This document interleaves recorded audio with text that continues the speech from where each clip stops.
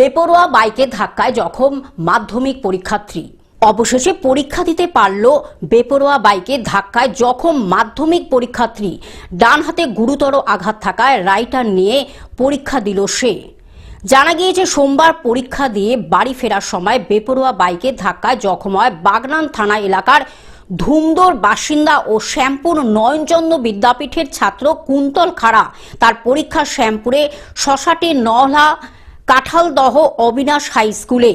গুরুতর জখম অবস্থায় সে রাস্তায় পড়েছিল। স্থানীয়রা উদ্ধার করে বাগনান ২ নম্বর ব্লক স্বাস্থ্য কেন্দ্রে ভর্তি করে। ছেলে অবশেষে পরীক্ষা দিতে পারলো, কি বলবেন? কেমন লাগছে আপনার এই বিষয়টা? ভালো লাগছে। ছেলে কালকে কি হয়েছিল?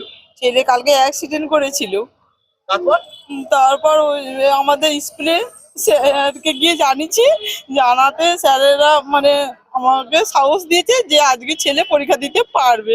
পরীক্ষা দিচ্ছে? হ্যাঁ, আজকে স্যারেরা আমাকে হেল্প করেছে, পরীক্ষা দিচ্ছে আমার ছেলে। এখন কি বলবেন যারা এই ব্যবস্থাটা করলো তাদেরকে কি বলবেন?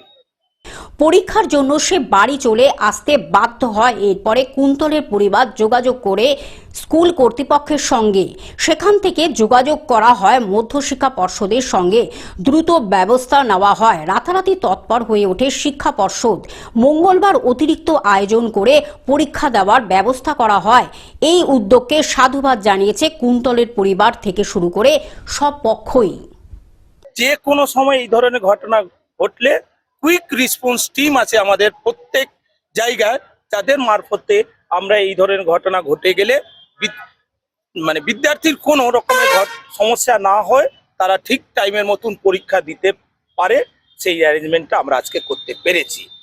বাগনান থেকে অর্পণ সিংহের রিপোর্ট, গ্লোব নিউজ। এখন থেকে গ্লোব টিভি দেখুন আপনার স্মার্টফোনেও। গুগল প্লে স্টোর অথবা অ্যাপল স্টোর থেকে ডাউনলোড করুন গ্লোব টিভি লাইভ অ্যাপ। এছাড়া জিও টিভি অ্যাপ থেকে দেখুন গ্লোব টিভি লাইভ।